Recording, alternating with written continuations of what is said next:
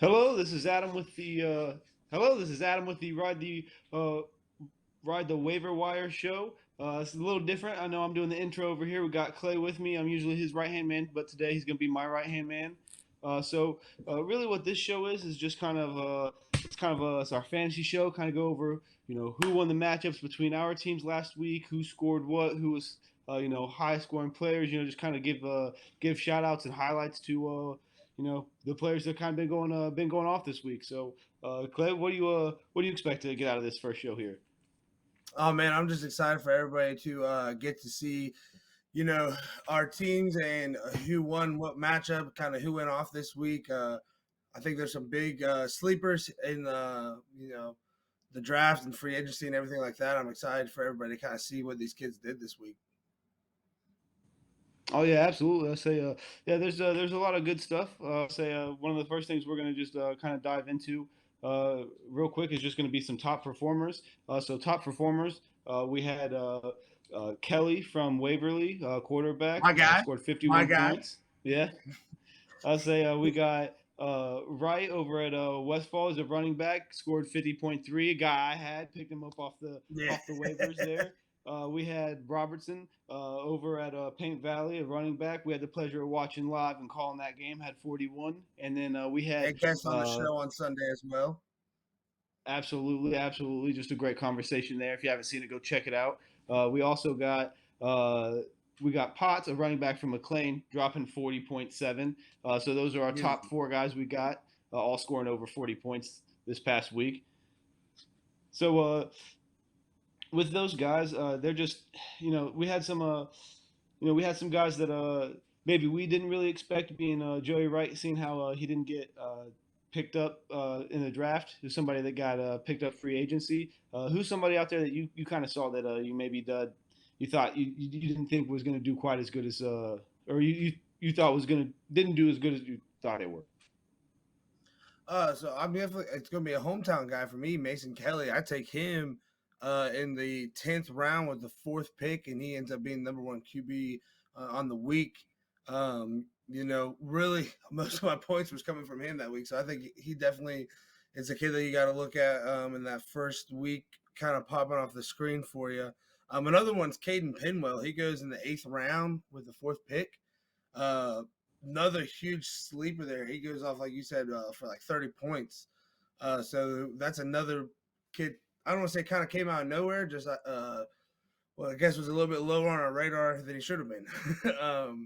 but Yeah, I think I guess I think he was on the bench too as well. yeah, He was our highest scoring bench player with 30 points. yeah, yeah. So probably in the starting lineup next week for Terrapin Station. Oh yeah, absolutely. I mean, it's not like he needed it this week, but we'll get to that in a little bit. We'll get to that in a little bit. Something else I wanted to talk about is we were talking about some draft steals that seems like maybe somebody stole the draft themselves. We were talking about it a little bit in text thread, but you kind of know firsthand what happened. I say you kind of want to talk about that. Yeah, we're talking about draft steals, about what kids got taken in later rounds and stuff like that. I actually think the biggest steal of the draft is the trade that I made with Terrapin Station, and I hate to say I was definitely on the losing end of that one. I traded him 2 picks for one, go up to get Nate Dretzler, or Dreitzler, I'm sorry. He gets hurt, week one. He's out. It looks like he's going to be bouncing back for week two, so that's good. But Terrapin Station, or Andy, that's the owner of that, he goes and drafts Braylon Robertson and Caden Pinwell with those 2 picks. So I definitely think that's the actual steal of the draft right there in of itself.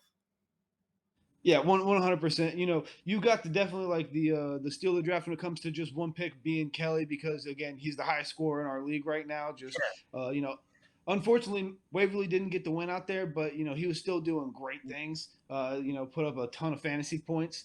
Unfortunately, wasn't able to get the win for you. Just not that you just scored bad. It's just Andy somehow put together a dream Yeah, team that for team, this man. week one Andy and put just a kind of great went team off. together. Yeah.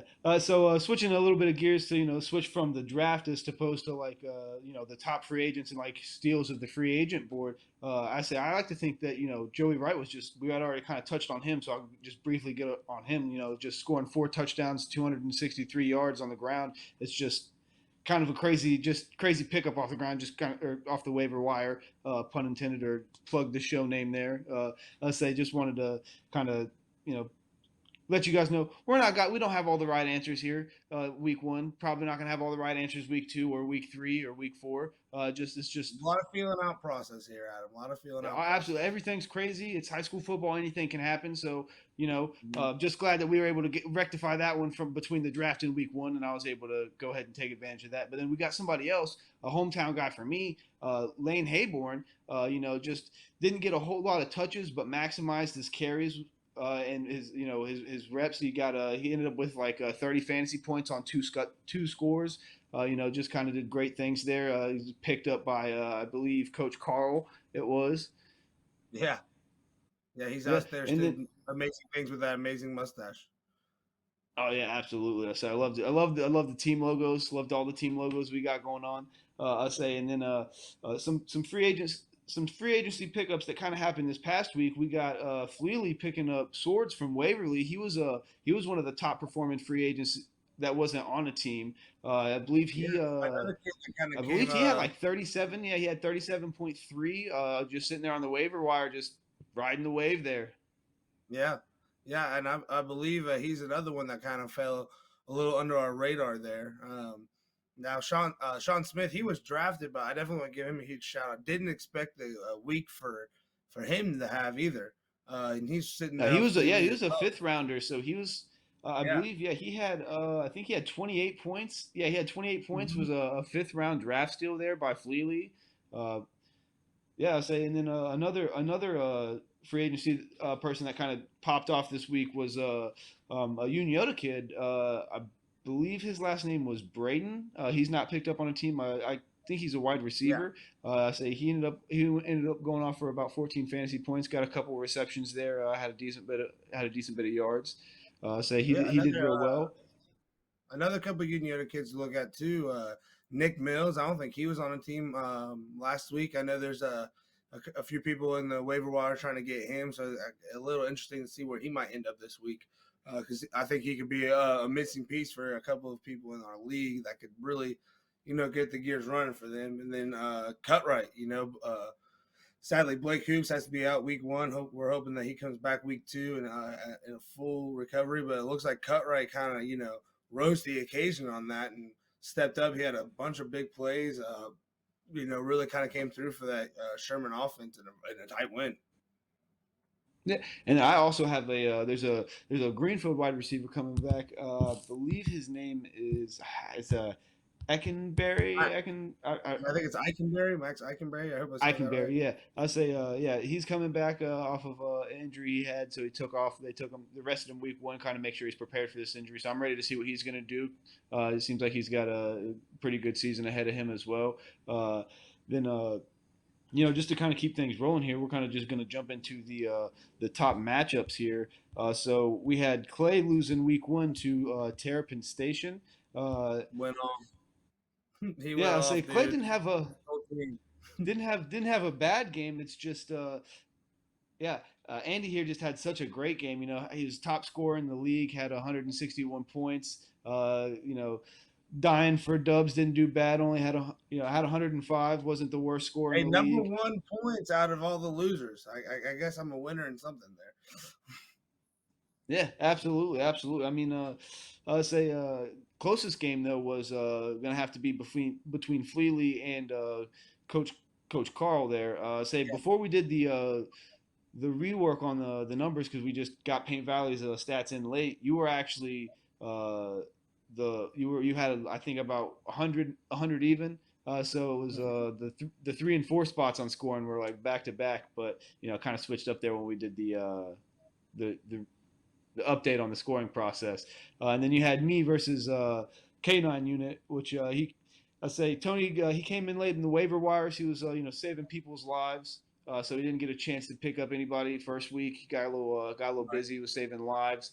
So unfortunately, his fantasy team suffered. But that's not saying he's not going to bounce back this next week and be a tough opponent because he's already been texting me as commish. He's been texting me about these new kids we got coming on. I'm updating the stats daily, trying to get us a good group of a good group of information, so that way moving forward we all can have 160 points, score 160-point games like Terrapin Station, So Right. uh, yes, and then now this next week we got coming up, we got a couple different matchups. I believe uh, we have Clay here. You're taking on I believe Canine Unit, correct? Yeah, so I'm hoping they're still kind of coming out slow from the week that they had last week, and I have a few pickups myself there. Hopefully that they can come on the team and get us over that hump. Like you said, just a little. I had Drexler there at my running back. And he goes down first quarter. Like I said, looks like people I've talked to said that he's going to be coming back. He's going to be up to speed next week. So glad to hear that for him. But he goes down first quarter, so there goes one of my running backs, and then we heard he had a pretty good game. Waverly, Mason Kelly. I was kind of glad that they had to come make a big comeback. I wish they would have won the game, just with some of their kids on my team, but made them air the ball out a little bit more. So, he was going to get a few more yards. Jace Hurd, he's a good running back, but he's also kind of like in a flex position, so he's going to be a good receiving back there for me. And then Carson Free, got off to a slow start there, but he really picks up later in the game. So that was good for us. I think he's going to bounce back and have a pretty good week next week. Jackson's defense stellar for me. I mean, the shutout against Logan definitely going to come through for us there. So That yeah, I'm was excited to big. see. I said we watched the film on that. I would say when you picked up Jackson late in the draft, I knew that was going to be a big pickup, just because I knew that they're just honestly they're just one of the highest defense. If I had my head on straight, no shots to Zane Trace's defense. I probably would have taken Jackson's, because it's just one of the best defenses that we just had access to in this draft. I Mhm. say I know. Didn't you make I believe you made some moves with. You had moved Isaiah out of your starting lineup, and you had added was it Alex Mills from Chillicothe in the Yeah, wide receiver position? the Alex Mills from Union Yoda. That's who I was kind of Oh, going you know to after. start. I want to pick him up, man, and throw him in that flex position, and then kind of see what Aiden Rocky Jones kind of does. They played a good London team last week. Also Yeah, because this Washington Courthouse team is not a team to sleep on. They had a uh, tough week one opponent. Got down a little early, maybe got a little down on themselves. But they're yeah, they're they're a good team, and I feel like those guys will bounce back and have a good week too, hopefully. and Coach Combs said it the best. Man, can't overreact, can't overreact to these week one games. It's some of these teams might be getting a new offense. Some of these kids might still trying to get chemistry going on for the later in the year. You know what I mean? Some teams like again Washington Courthouse. They have a good year last year. They go into the playoffs. They got to test themselves, so they put a good team on week one. You know what I mean? So I when it believe gets in their the kind of quarterback, Kaufman, I believe his name is. I believe yeah, I'm pretty sure he's kind of new to the. I think he's a younger guy. I'm not 100% hmm sure though. I could be misremembered yeah, some of the film that we watched, but it just take into consideration maybe it's his first Friday out there, under the lights yeah, as a starter. Maybe he's just hmm kind of knocking the rust off. It's just again can't right, overreact. Just like Coach Gomes said, cannot overreact. exactly. And then I say we also have another matchup coming up. It's another matchup I think is going to kind of be neck and neck here. It's going to be Andy versus Coach Carl. I say Coach Carl. They took a loss week one here, but I think that they got a pretty solid team. They were one of the sleeper teams I felt coming out. hmm I felt like Andy definitely has one of the better all around through and through rock solid rosters. But I Yeah, felt from like top this to Coach Carl bottom. roster was not a bad roster. So yeah, No, it's up here. You got Bryce Wickline. Didn't get a whole lot of passing, but I don't think that's gonna be a theme. I think he's gonna as the season progresses. I think Westfall here is gonna get a nice mix of running and passing. Uh, that's a as you good thing saw, to look at, Braylon. though. Not a lot of passing, and he still comes up with 21 points on the ground. So if it's a game where they try and take the passing away for the fantasy lookers, you know he can make up the points on the ground game as well, and that's something that you definitely want as out of a fantasy quarterback for sure. Yeah. And if he's in a low scoring game, it's not something that you have to worry about. Oh, this is going to be a run heavy game. Well, he can be a part of the run game.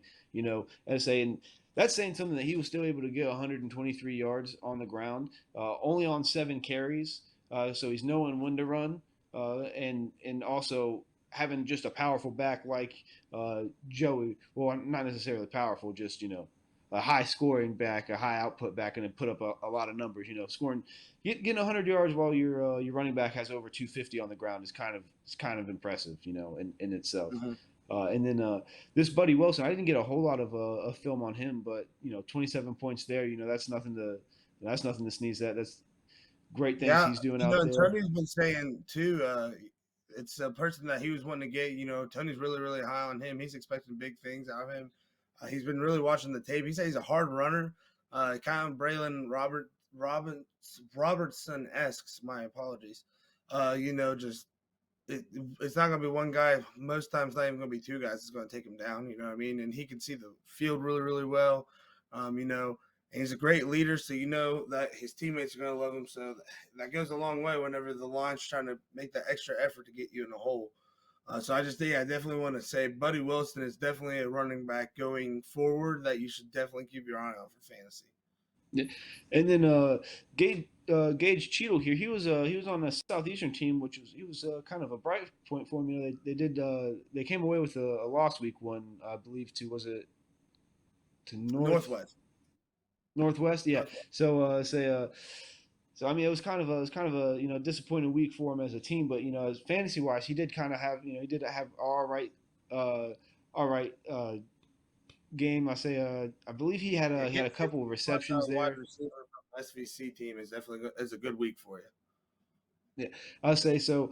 I mean, and then pivoting over to Piketon's wide receiver there, Wade Fout with 4.2. That was just kind of a slow ground and pound game.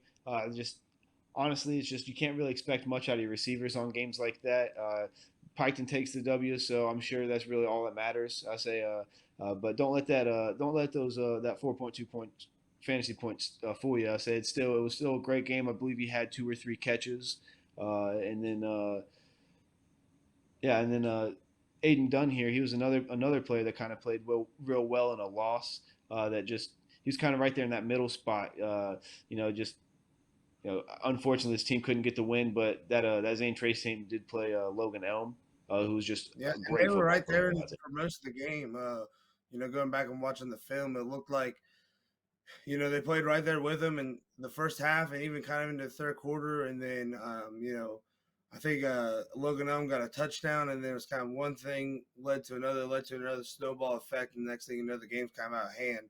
But a shout out to the Pioneers. They didn't really give up. And that's kind of where Aiden Dunn gets his points. And, he had that a 43-yard touchdown catch, to help out the Pioneers try and make that comeback. So, definitely another wide receiver to keep your eyes out for as the season goes forward.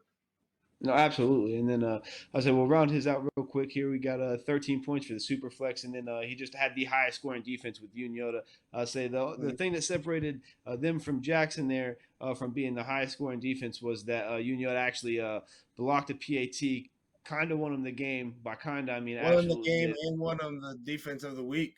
So two for Yeah, there. absolutely.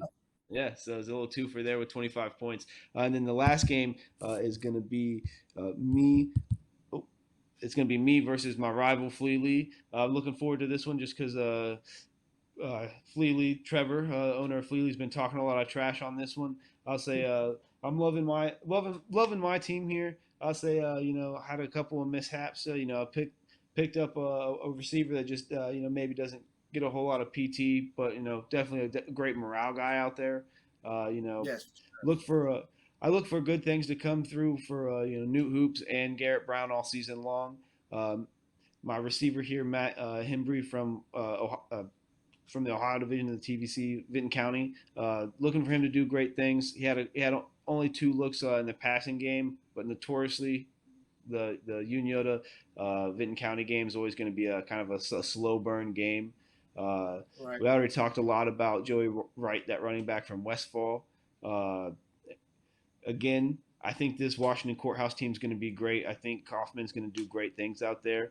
So I don't want people to get down on him this week one with only having 6.8 fantasy points. I feel like he's going to do good things out there. Just can't get over how good that London school really is. Yeah. And going to the Adina wide receivers there, Adam, I know I've been talking a lot about the wide receivers this week, probably because I need some. I did a lot of Yeah, research on them. But, Levi Coulter Wolf for Adina going down, that's kind of a huge blow for them. He's going to be the leading receiver going into this year. So it's just up to them to find a new number one, and that might not be answered week one, week two, or week three. You might see, a Dino wide receiver go off this week, and then next week, have a down week because another one goes off. I know Joey Francis is one to definitely look out for out there at Adina. They're getting him kind of incorporated in the offense a little bit more. Their coaching staff's expecting some big things out of him. So definitely, if you're out there, which is kind of crazy to say, Adam, but there's a couple other leagues that have been formed out there. So if you're out there looking for some wide receivers, maybe it'd be a sleeper or something like that. Joey Francis for sure should be somebody that should be that high on Westfall your list. team is another one not to sleep on. You got Mason Wright out there. You got, I think it's Braden. I don't want to pronounce his name wrong. Gould or Gall, and Mhm. I believe they got two receivers. I can't remember if Yep. Trent Waiters is on a school or not. I believe he Mhm. is. Or no, Trent Walters. Yeah, he's picked up right here on Fleely. Scored 11.4 points in a very run heavy game. So just I think this Fleely team's another team that's going to be real good here, kind of top to bottom, just even pretty solid. They That got Huntington down Scanny there. too there with ZT quarterback and running back. They could both go off for you one week, but if Zane Trace's offense has a bad week, that's a huge, huge hit there for Fleely. No, absolutely, yeah. I say, but also you can't expect John Black there at Huntington to have a bad game every week. I Oh say it was just that was a 12-0 game. It was old school, good old fashioned 1980s yeah, football. It was just all yeah, defense. yeah. And then Howard down there at Uniota. I say that's just another. I was just talking about it with Matt Hembry when I was talking about my team. I said week one Uniota Vinton County. It's going to be a low scoring game. I think like the last 3 years, all the highest score was 21. It was I was 21-6, gonna say the winner had it was raced 21-20. to 21 the past Yeah, couple that's years. yeah. So I mean, that's just kind of and it's going to be a run heavy game. So I look forward to this Uniota school just kind of opening it up throughout this rest of this year. I think they're going to be a pretty high scoring team. Anybody that's got any players from them, much like any other SVC school, is going to be scoring some points out here. Yeah, yeah, for Yeah, I sure. say I believe that's really our game here. I say that's really our show here. I say we kind of cover all the bases. Look forward to these matchups coming next week. I say look forward to going 2-0. Yeah, and then look forward to seeing some people rise up a little bit higher than maybe we saw. We had some sleepers this week. I can't wait to see the sleepers, that might show up the rest of the season going. Got off to a rocky start, hoping that we come up later in the season, get some dubs. But if you're a part of we've had a couple people reaching out saying they're in a league. I just think that's cool. I thought they would take us at least a year, maybe two, to get some other people in to do this. So if you're out there and you're looking for the points and stuff like that, you can find that we'll be posting the link. That way, you guys can be following with your own points and stuff like that. That's kind of what we're here for. You can thank that man on the other screen for all of that. He's the brains of this operation, the commish. But I think it's fun. We want to do this show every single, I guess, Tuesday night. Throw it out there on Wednesday for you guys. Just there's so much to talk about for the fantasy. We just didn't want to throw it all on Sunday. We want to make sure it had its due and cut out a separate show for it so that we could get everybody out there that had a big week and have you guys following along with us. Yeah, I say definitely come out and see us on Friday nights. Support that this week. Got Piketon coming up. Support Mm-hmm. Piketon. But I'm excited yeah, to see come what out watch our Python does. shows. They blew up on the running game last week, but that passing game, man, it's going to explode at some point this year. Yeah, I believe their defense also scored like 13 fantasy points. So they got a pretty rock solid Zane defense out Brownfield there. gets That's one of Zane Brownfield gets some points from a scoop and score on the defensive side. Yeah, absolutely. I say honestly, I'm pretty sure he had about I want to say right around like 8 or 9 points just because of that scoop and score there. Because Yeah, he didn't and get a no whole lot of surprise, offensive touches, but Terrapin Station is the one that picks him up off the waiver wire, so I'm sure he'll go off. yeah, no, absolutely, yeah. I say, but look forward to this week coming up, and yeah, we'll see you guys on Friday, hopefully. See you guys on Friday, and then see you on the show on Sunday.